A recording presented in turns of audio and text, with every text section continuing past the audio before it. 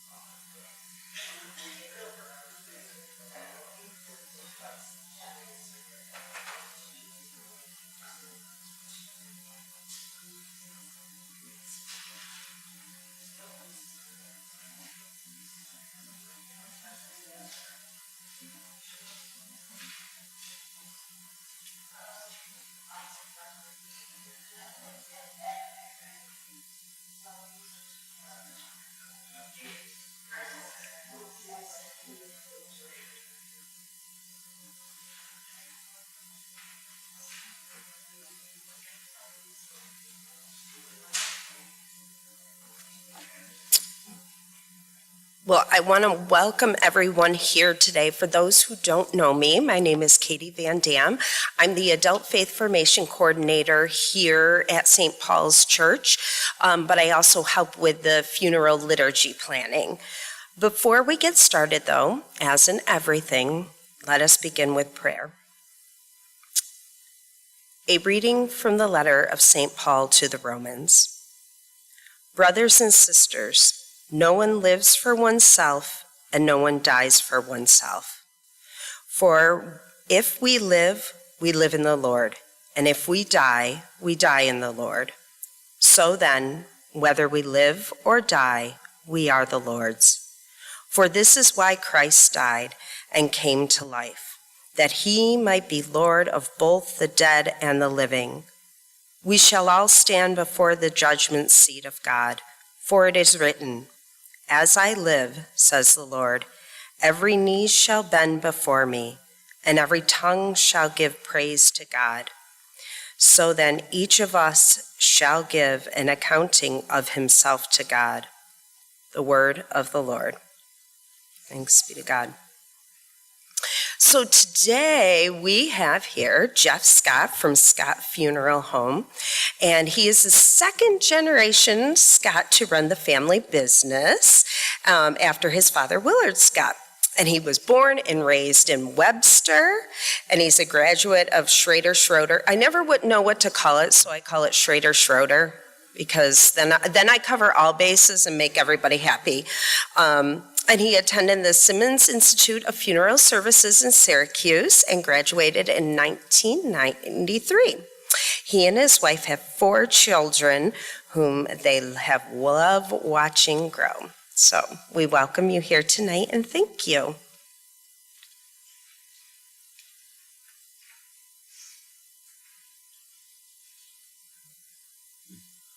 Thank you, Katie. Well, I'll try to keep this under an hour or so. I think tonight we're just talking a little bit about pre-planning. I'm going to talk a little bit from the funeral end of things, from the funeral home end of things, and I think later, Katie, you're going to be talking more about the church's involvement in funerals. I think the topic today is, since you're here, you're thinking about pre-planning, thinking about things ahead of time. We sit down with families continually talking about pre-arrangements. Some of them, I have files and files full of requests, and some of them might be as simple as, when I die, I want to drive by my house on the way to the cemetery. And that might be all I have in the file, but I've got that much, But the vast majority of the information, when we do sit down to talk, is we'll gather death certificate information. A lot of this, when you're doing it yourself, it's so much better sometimes than kids or grandkids trying to pull together information that they may not know about you. We gather birth dates and places and parents' names, including mothers' maiden names, and which but a lot of times kids and grandkids don't know that, or friends who might be making arrangements. You're thinking about this in advance, but probably most times when people come to make pre-arrangements, they're either trying to make it a little bit easier on the kids, just to give them a framework from which to work at the time of the death. Sometimes people prepay, but it's not a necessary thing. We have lots of information on folks that just want us to have the information ahead of time so the kids don't have to figure it out at the time. Some of you might be thinking about Medicaid planning. That, in the future, if someone has to go into a nursing home or some sort of an extended care, and assets start draining to the point where you may not be able to take care of yourself financially, Medicaid has a provision that if you are to open a burial account, that money is protected from Medicaid. They, can cause you to liquidate all assets, basically, in order to pay for nursing home expenses, et cetera. But they can't cause you to liquidate a burial account. That's something that stands alone and is not touchable. Other things that we oftentimes talk about are obituaries. We write a lot of obituaries, but I think the best obituaries are ones where we have family input, and they may have a flavor of writing that is much better than ours. So when you read obituaries, you'll see the ones that we put together, are more factual. Sometimes the obituaries that families put together have a better flair to them because they know, what that person was like. So sometimes that's something good to think about ahead of time. Another thing when we're thinking about obituaries is people, especially if you're writing your own obituary, sometimes you may want to include a lot of biographical information. And in the past, really the only way to place an obituary would be, in like the Rochester Democrat and Chronicle or a local paper. Rochester Democrat and Chronicle right now is very expensive. And a lot of times people can, for those who might use a website, they'll write two different versions of an obituary. They'll have an obituary that is more factual. Here's our survivors. Here's when and where services are going to be. For full obituary, see XYZ Funeral Home website. And so they will put together a much more thorough, in-depth obituary on the website, and just from the Democrat and Chronicle have a pointer toward that for those who use websites. And I understand not everyone does do that, but sometimes it's good to have the coverage in a couple of different ways.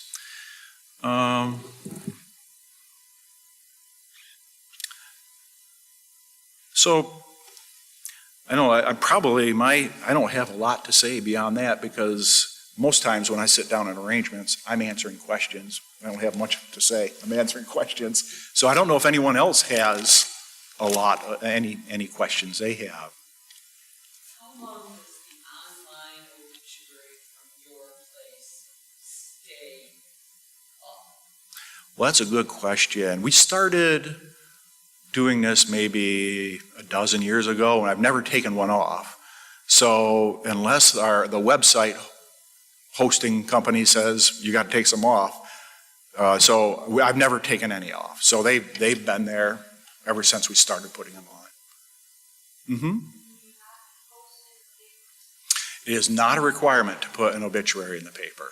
No. So occasionally folks don't put something in, but sometimes it's nice, even if it's not extensive. It's just an acknowledgement that a life has been lived, even if you're not announcing services or anything. Yes?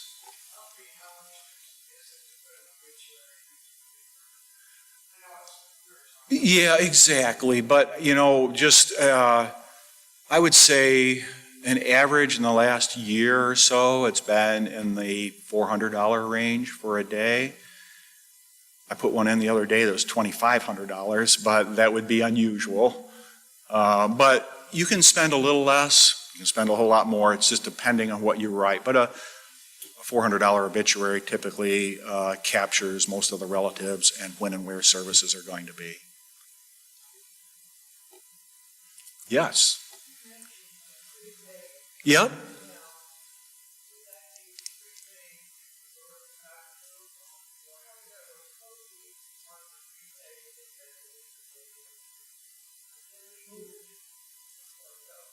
Yep.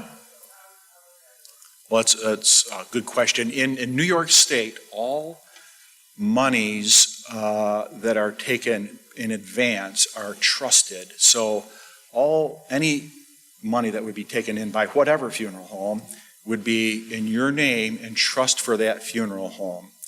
So any of those are portable. You can take them to any funeral home.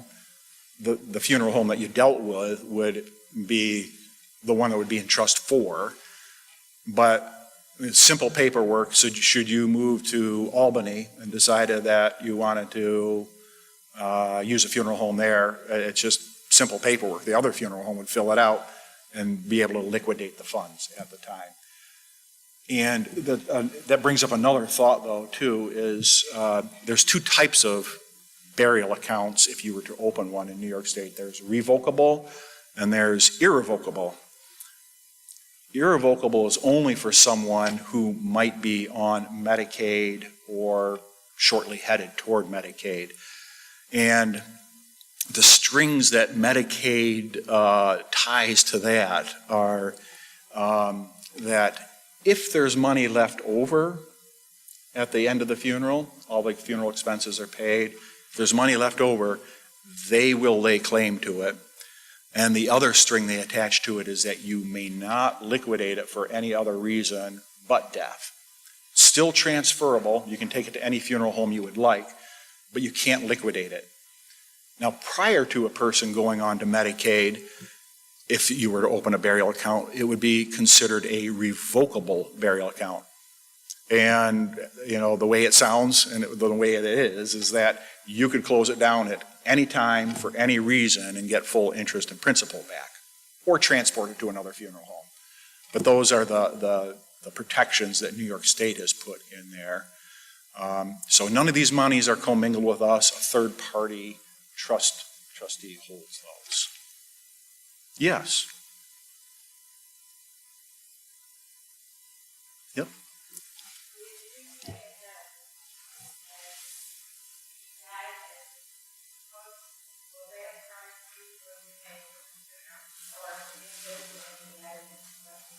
Yes. Funeral homes can handle that in different ways in New York State. Some will guarantee the price and others won't. We don't guarantee it. It's hard to figure out because we deal, a lot of times half of the funeral bill is third-party charges. We're paying a church, we're paying a cemetery, we're paying newspapers. And so we have no control over those costs. And to guarantee them, from my viewpoint, is kind of a tough thing to do. Money in a trust account is earning interest. Now, there's not a lot of interest to get out there these days, but it's, you know, better than nothing.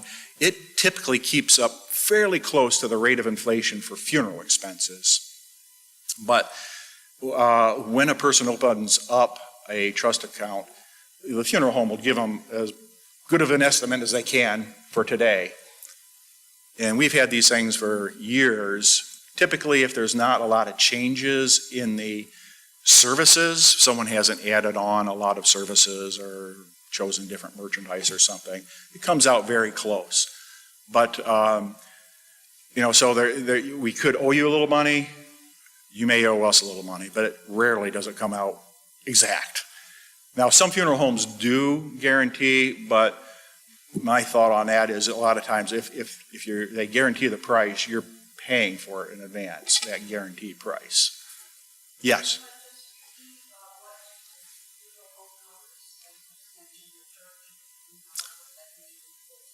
Yeah, because the funeral bill is broken down into two categories.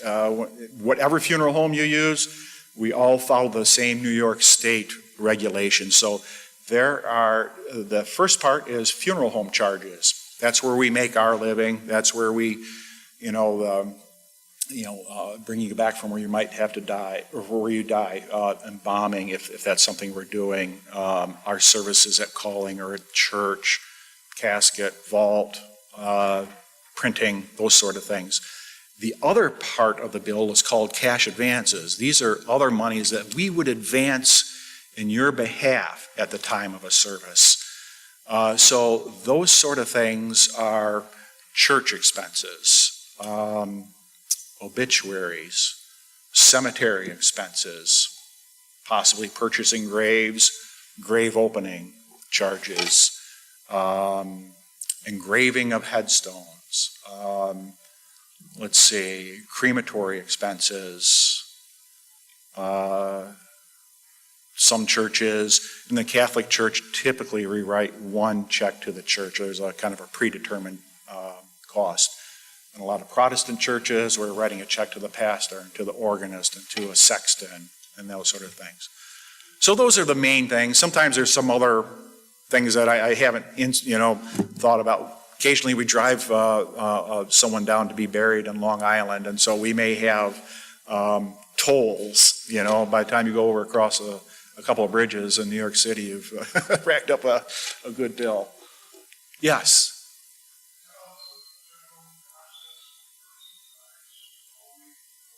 Yep.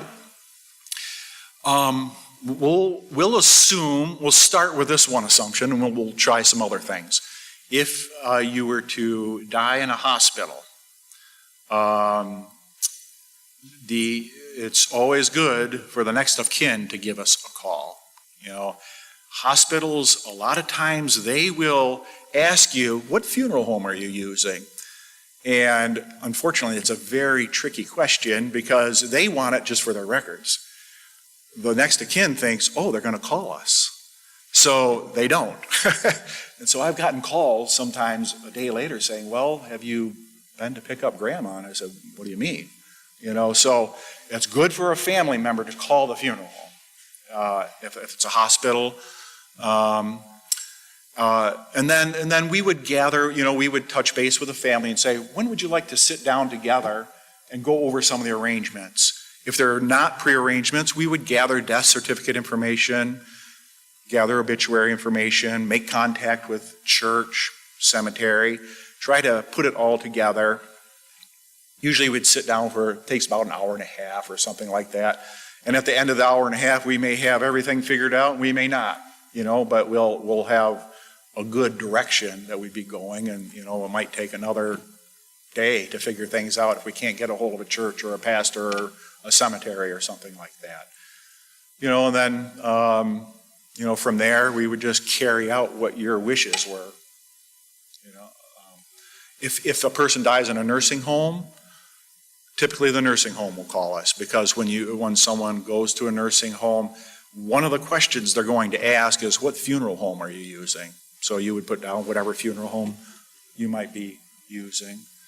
At home, that's the other one. If someone dies at home and they're not on hospice care, then that requires, in Monroe County at least, a call to the medical examiners. And they may or may not come out depending on what your medical history is. Typically, the police would come first, and then they would assess the situation, determine whether an ambulance needs to be sent. If a person is their medical history is showing that that the end is near, then it's nice for the family to be able to tell the police, don't send an ambulance. We know we've been expecting this death.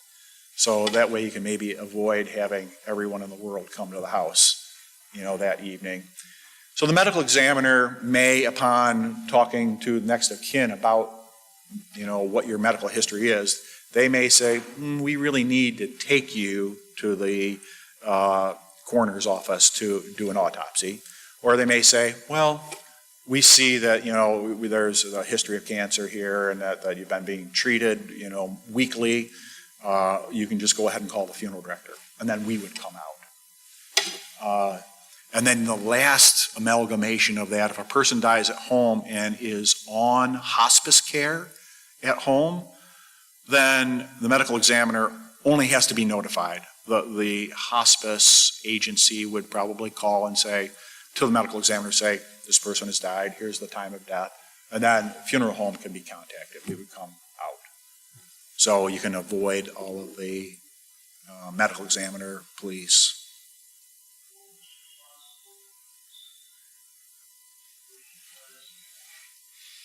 Usually it's the attending physician. And if there is no attending physician, if you're being treated or not, there would not be an attending physician. But if you were, it could be like an oncologist or some specialist that might do it. But in lieu of all of that, if it's just out of the blue and you don't have a physician you're used to using, then the medical examiners would sign it. So, well, if you die at home and you're not on hospice, then the next of kin would be calling 911 And then that whole process would start right there, right from the police to maybe ambulance and then medical examiner. So it would be started right from that 911 call.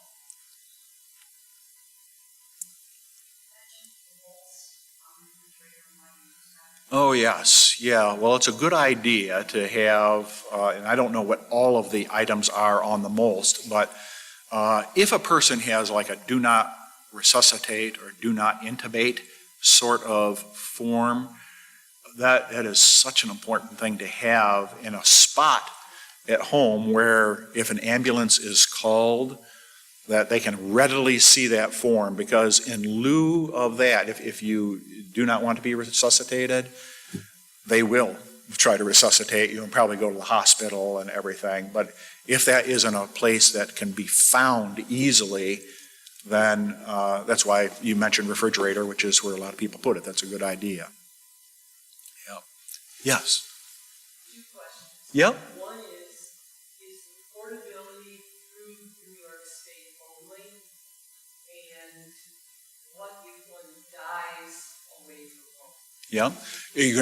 Portability is anywhere. Yeah, any state. You can take it to any state. And if you die out of town, but you want to be buried or cremated or whatever back here, typically it's best to give your hometown funeral director a call, because you can deal with a funeral home out of town, which is just fine. We'll be dealing with them too.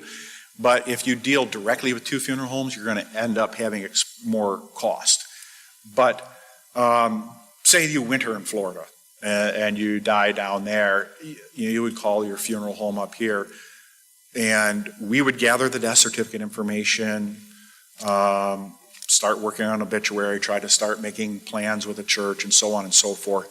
But then we would call, we use a network of funeral homes in different states, and then have your body brought back from wherever you might have happened to die, in a hospital or what have you, prepared, and then in the case of Florida, you use an airplane, send you back up here.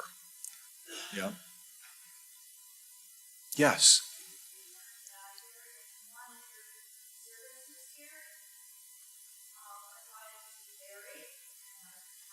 Yeah.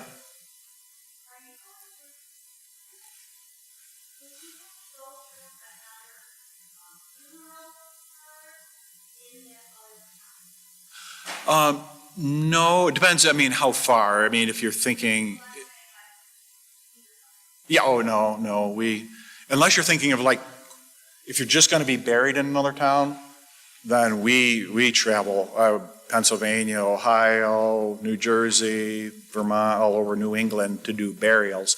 If you were to go to another town and have calling hours there, then you would need another funeral home over there. But no, we travel as far as economically feasible for you, because there's a point in which if we drive, it's going to become more expensive for you than us sending you on public transportation by plane. Say we had to go to North Carolina. It'd be less expensive for the family for us to send you down there and deal with another funeral home than it would be for us to drive down and do the burial. But we do burials. I've got one next week down in southern Pennsylvania. So that. Mm-hmm.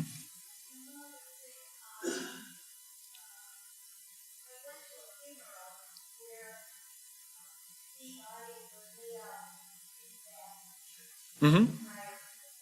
Yeah.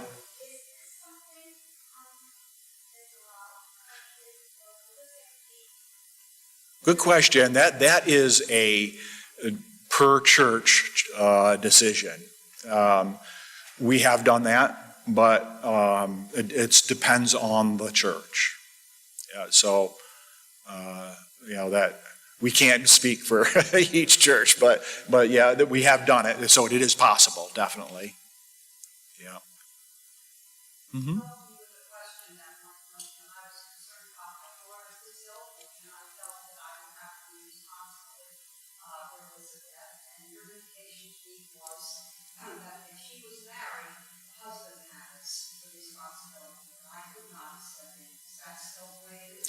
If someone's married, the next of kin is the spouse. Yep, yeah. And if there's a good relationship, a lot of times, you can meld ideas, but that is the next of kin. And that's a good question. It brings up another whole train of thought, is that in New York State, if a person is to be cremated, next of kin has to be the one that signs the cremation authorization. Because in New York State, funeral homes and crematories are separate entities. So the crematory has to have a family's permission to do the cremation. So it has to be next of kin. There's another form in New York State. It's called the appointment of agent form. Very easy thing to fill out. But sometimes, say there's maybe children who maybe are not on good terms with parents or something like that. And you say to yourself, well, I really don't want my daughter to make arrangements for me. I want to name someone else. This appointment of agent form supersedes any relation, including a spouse. It supersedes them, and then this agent is allowed to direct final disposition. It doesn't make them financially responsible, but it allows them to direct final disposition. It could be the executor. Yep. It's not the same as the executor, but it could be the executor. Yeah. Yes.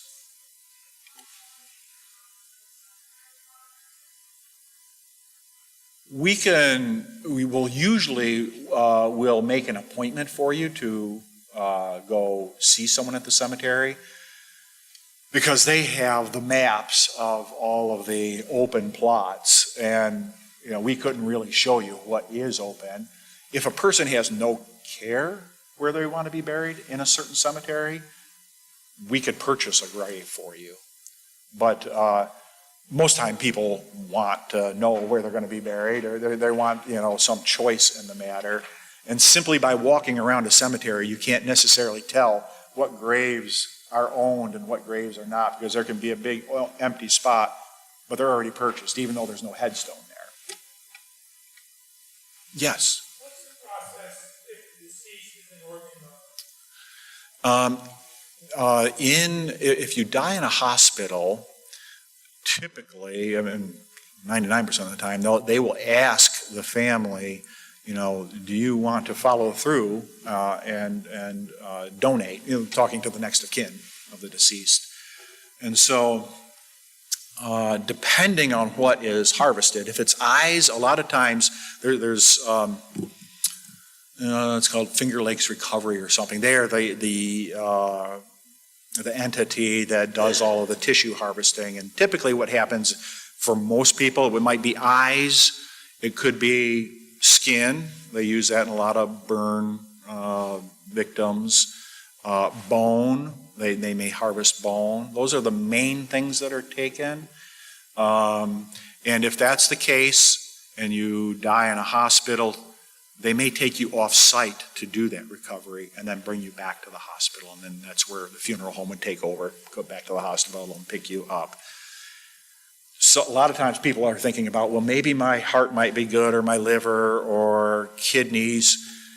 Typically, those things are taken from people who have been in a terrible automobile accident and are at the hospital and are on life support.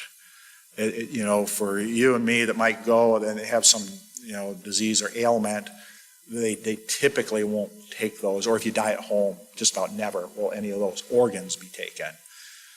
They want to keep people on life support, and they find a recipient, and they coordinate and they say, well, this recipient can get into surgery at 3 o'clock on Tuesday, and you died you might be brain dead on Sunday, but they may keep you alive until Monday afternoon so they can unplug, take your kidney, and get it flown to wherever it needs to go. But that's usually in the case of a bad accident. The If you were on, ultimately we would, but if you die at home, but under a donor sort of thing, we would probably have to take you to wherever the donor facilities are. Yeah, but they've got a short window of time to get things. Yes.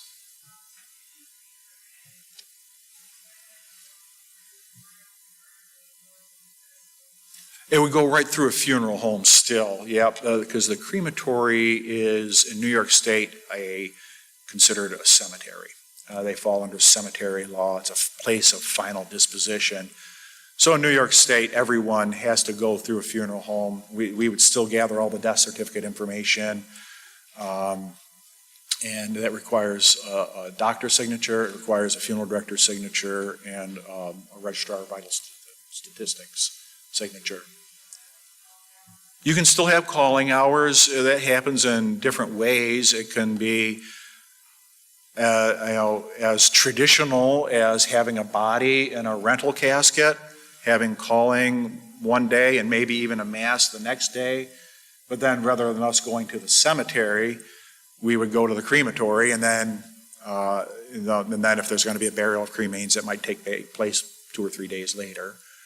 Or it can be, as simple as, the body comes back, we make arrangements, to the funeral home, we make arrangements with the family, and then, get the proper signatures and go to the crematory. So it can be from one extreme to the other.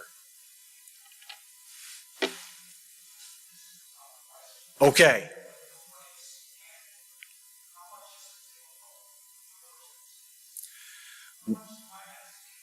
Well, good question. Okay. Well, I'll kind of give you a range of 2 different scenarios.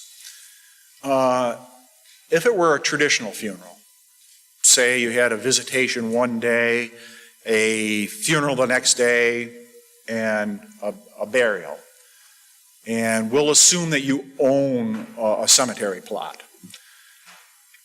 Just in rough figures, you're probably looking between $7,500 to $10,000, depending on what services you want. If on the cremation end, if it were ranging from direct cremation, where we meet with the family, we go to the crematory and we hand them back cremains several days later, that might be $2,000, to something more traditional where there might be a visitation with a body and a mass that might be in the $5,000 to $6,000 range in that neighborhood. So I would say cremation might range between $2,000 and $6,000, and the other like $75,000 to $10,000 in that neighborhood.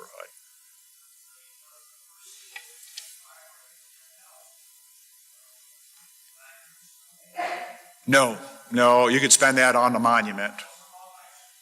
Yeah. Well, the monument would be extra. We don't sell them, and so that's a good question. But for a double headstone, you might be looking at $2,500 to $3,000 or something like that. But we don't get into purchasing those typically. We do apply for a lot of military markers. I mean, we are all the time applying for military markers for veterans, those sort of things.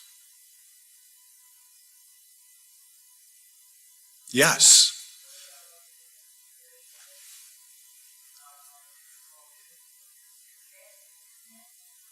That's correct. Yep. Yes. Yeah. Casket and vault. Most cemeteries require the use of a vault. Yeah. Yeah, and that's $7,500 to $10,000, because those can be big variables. But yeah. Mm-hmm. Yes.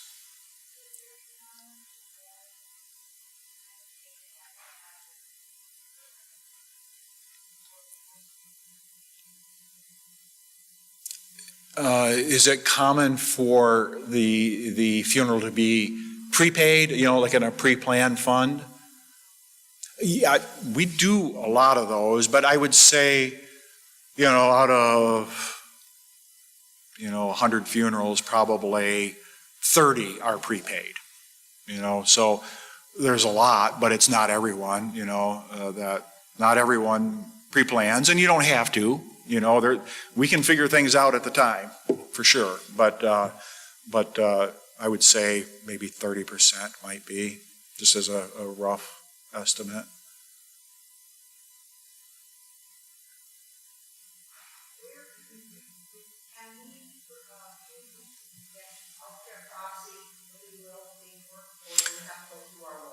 Yeah, lawyer or doctor. I think healthcare, that a doctor might help you with like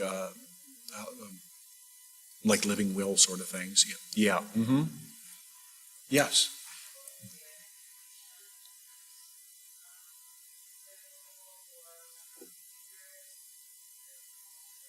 Yeah.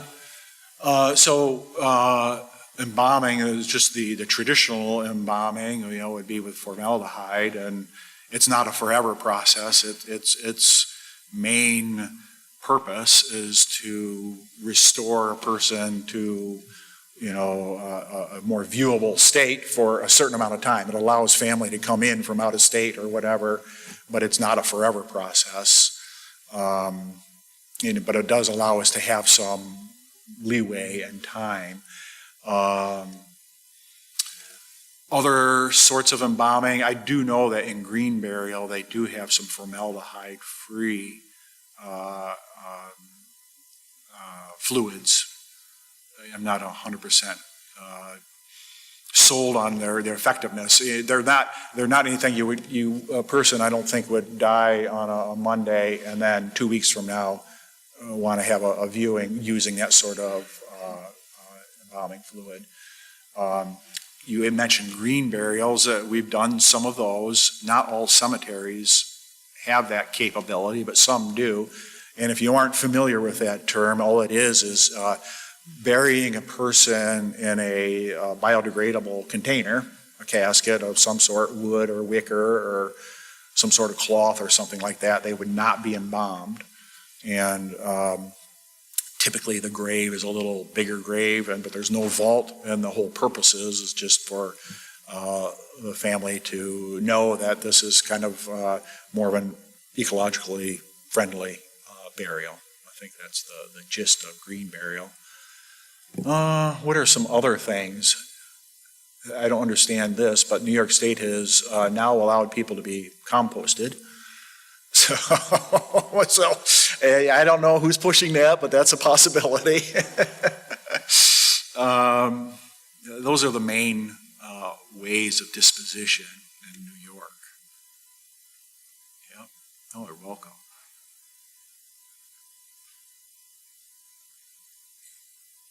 Yes. Oh, that's a really good question. New York State says you shouldn't spread in any public waterway or public land, and they discourage you from doing it on private land because you aren't going to own your own land forever. That being said, they're not biohazardous or anything, so people who decide they want to spread them, you just wouldn't put in the paper that I'm going to spread the ashes at Webster Park at 3 o'clock on Thursday. So, but it's something that you can do. I mean, lots and lots of people do it. There's no ecological harm to it at all.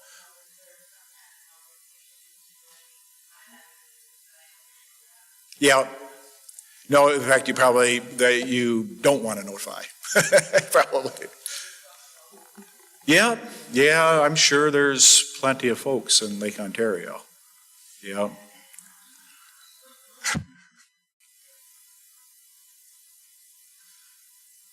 All right. Well,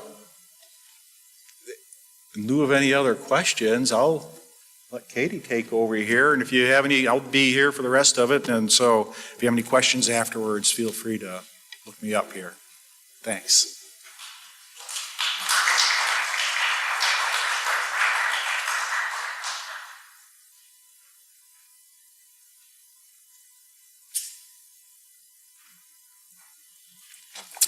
Okay, a couple things I wanted to mention going back to Jeff's talk. The one, Rachel, I think you had asked about having the calling hours here. I've been to a mass that did that in, it was St. Mary's, I think in Endicott, and I loved it, but we don't do that here. So we don't, as far as like having the services, they will all be done at a funeral home. The other thing that I wanted to speak about, and I know we had said it was for friends, but as far as spreading ashes, we ask that you please do not do this. We ask that you do not separate the ashes either. I have had liturgy services here where they have had the remains in several containers. That really goes against church beliefs and church teachings. So we do ask you not to do that, prayerfully consider that as well, but we will never tell you what to do. So just want to let you know those two things. The biggest questions that I get, first, before I do that, I had all the handouts in the back and they kind of went in order. So all of this is being streamed, so it will be online.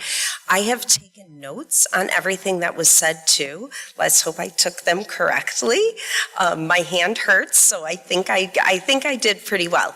But I'm going to draw those notes up as well, and I'm going to have them all available on the website, probably under funeral planning, because if people have questions, that would be the good place. Maybe I'll have them both, under adult faith and the funeral planning.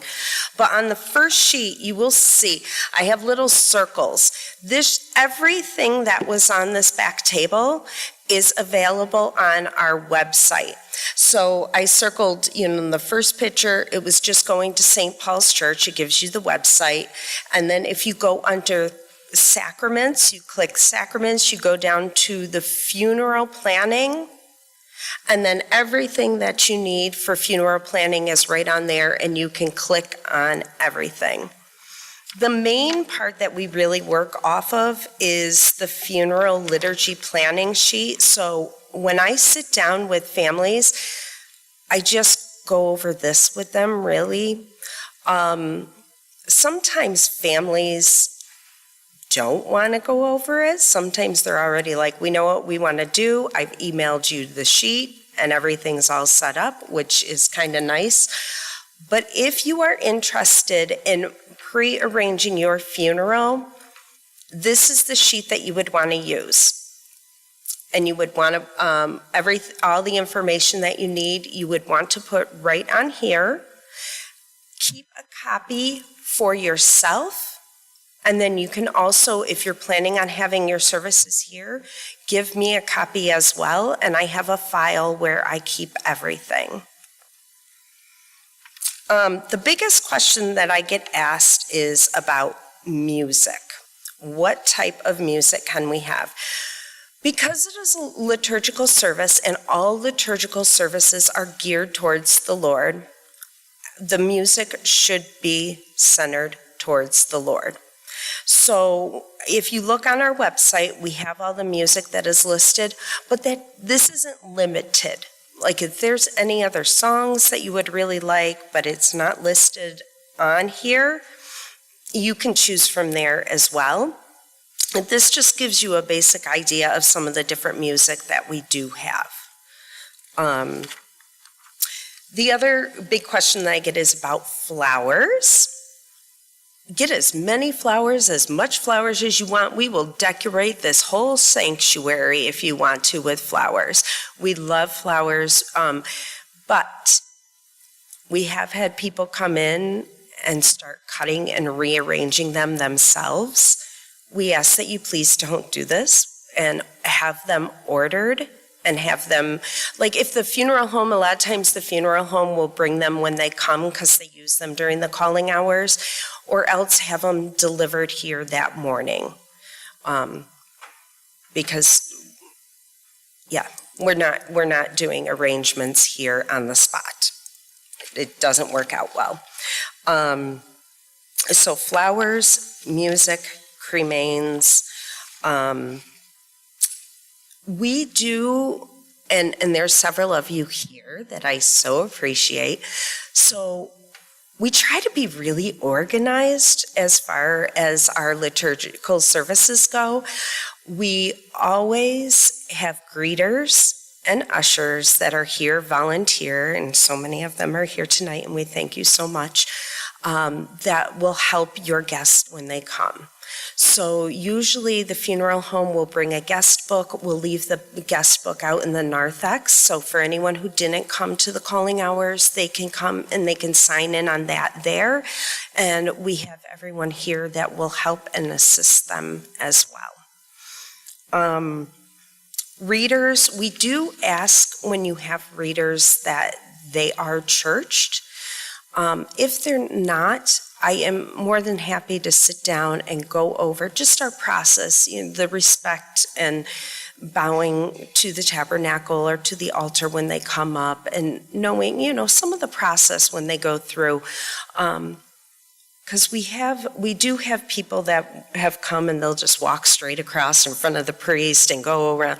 But there is a certain order when you come up to the ambo out of respect and for dignity of everyone at the service, that we do have a certain order. And I do try to go over that with everybody. Photographs. If there are cremains, we will have a table set up where you can have a couple of photographs. But I need to emphasize that this also is not the memorial service or the calling hours that you would have at the funeral home. Some people have had they haven't done the calling hours at the funeral home. And so they will have pictures set up, but the main focus of every Mass is the Eucharist. Even if it is for the deceased, the main focus is the Eucharist. So we do have to keep that the main focus. And we are doing that by celebrating the life of somebody else and how they were Christ-like, how they lived out the Eucharist within themselves. So we don't want to overshadow that. And when we have too many photographs and things like that, we're taking our focus away from the point of Mass. And receptions. A lot of times people would like to use downstairs for reception, and we are doing that, and we have a wonderful group, the Marthas, who I know a bunch of you are part of that as well, where they will help and they will set up and they will serve, and when the food comes in that needs to be catered, they'll get that for you, and they always make desserts too for everybody in attendance. But I think that covers. I gave you sheets here, and the guidelines. There's also guidelines for the words of remembrance. I get this a lot. Some words of remembrance, we ask for you to keep it at 5 minutes or below. We have had them go up to 20 minutes. So we do ask you to respectfully, because not only that, but if you are going to, if they're going to the cemetery right after, there is often a schedule. Like if the Mass is at 10, they need to be to the cemetery by a certain time. We had this happen with a family that was in the military, and they were having taps being played. But there were other funerals that they needed to go to. So sometimes there are those time restrictions. So that's why we ask you to keep, that we keep it at a certain amount. And prayers of the faithful, this is an example. Most people usually say, those sound good, but a lot of times people will eliminate them, want to change them, do everything their own, and that is completely fine. All right, any questions? Yes, Ray. Number 3.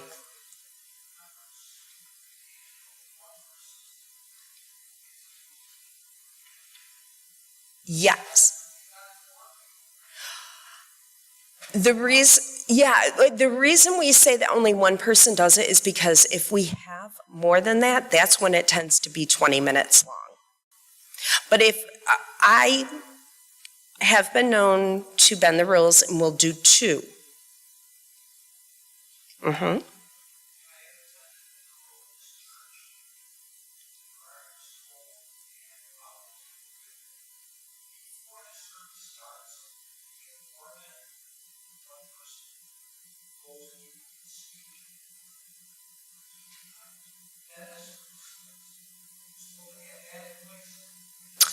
I have never done that. Well, that's why. My recommendation would be that should be something that's done at the funeral home or at the reception that follows, because that way you can speak freely, you can speak from the heart. You can take as much time as you want without those restrictions. But typically, I haven't ever seen that. Oh, I'm sure it did. I've seen a lot of things that have happened.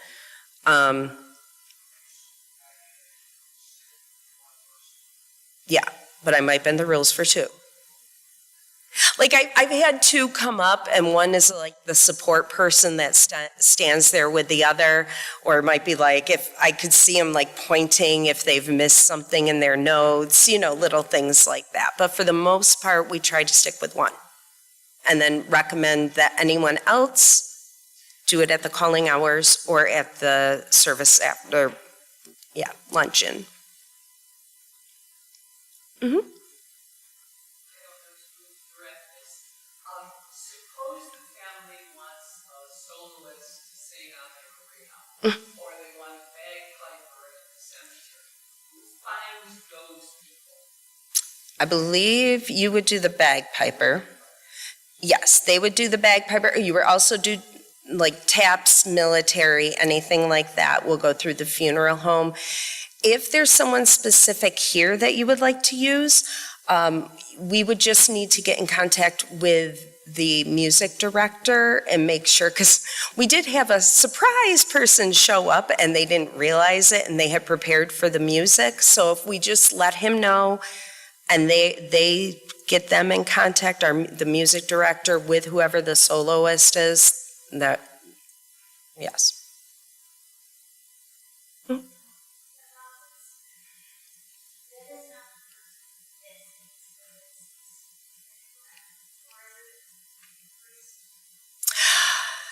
The priest will do the homily. So the priest will do the homily. The words of remembrance usually comes from somebody that's close to them, either a friend or a loved one. Now, the words of remembrance you don't have to do them. They're optional. A lot of people don't do them. Some people do. But the homily comes from the priest. It depends how closely associated the priest or the deacon. I have to put that in there too. It depends how closely they're associated, because a lot of times if they know each other, a lot of that intimacy will be connected in their homily as well. Mm-hmm. Yes. So when we have the music, so the funeral home covers the cost, and they said, because we're the Catholic Church, we take 1 check, which is nice and easy, and that goes mostly towards the music. We do not pay for the flowers in advance or anything like that, so the check that we receive is pretty much all for the music. We have Mara Slan, who used to work here. She's our cantor, and then John Gaspar, our musician, is usually the one who plays for them as well. Mm-hmm. Mara does our funerals. And there have been a couple times that she wasn't able to be here, and then her daughter, Jessamine, who is equally as talented, she will sing.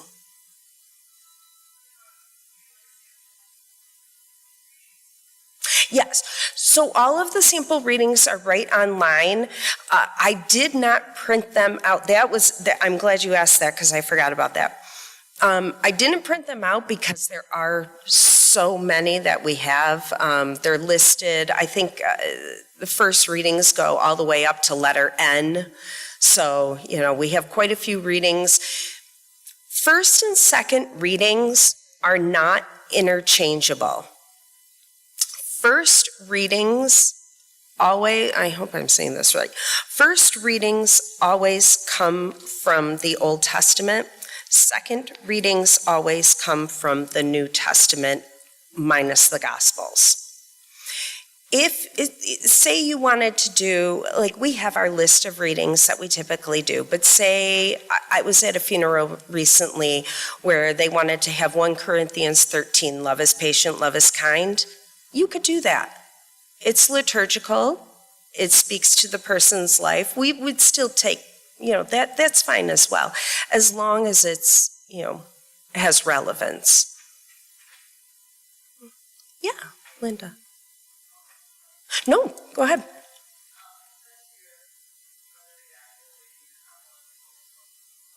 Mm-hmm. If there is a reading that you really like and you would desire, you can let us know. The reason that they pick is because there's such a wide variety, but usually they go by what they look at. What was your first reading? What was your second reading? And what gospel reading would be most closely associated with those 2 readings? So usually that's how if you hear the Sunday readings, you'll notice the first reading and the gospel reading are very similar in message. The second reading's pretty similar, and it kind of shows you it's the old, it's pretty similar, but the first reading and the gospel reading are always connected. And that's why it says they'll choose. But if there is one gospel that you really, really would like, we can work with that.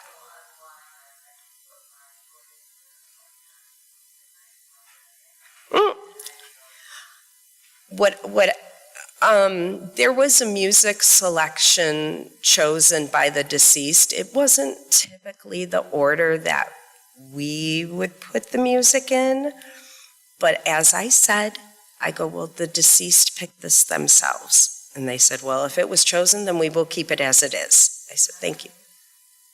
Yeah, no, and I would say, Linda picked it herself, and they would say, well, if she picked it, then we will keep it. Yeah.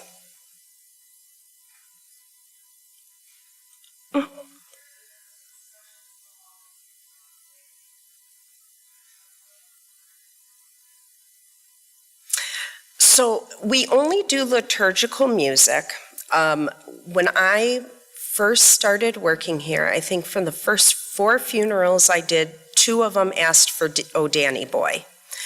We stick to liturgical music if it's liturgical.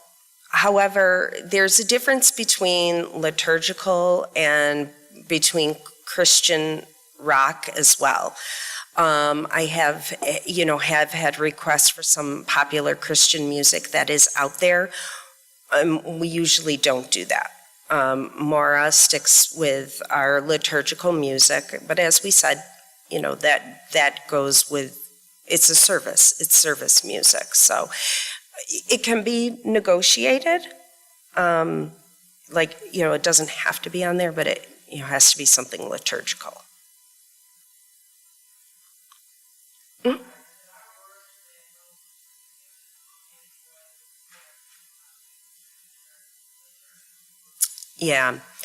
Yeah, like I said, we typically don't. Now, that isn't to say, kind of like Ray was mentioning at the beginning of Mass, if there's a request, we might be able, it was Josh Groban's song they really wanted, and I was like, I'm sorry, but the musician, as people were being seated, played the song.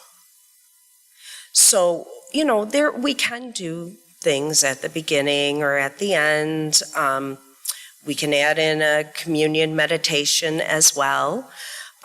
We've had a lot of people that said, I'd like my family this person plays a violin or an instrument, and they can play as well as long as we get in contact with John, but there is some leeway. Any other questions?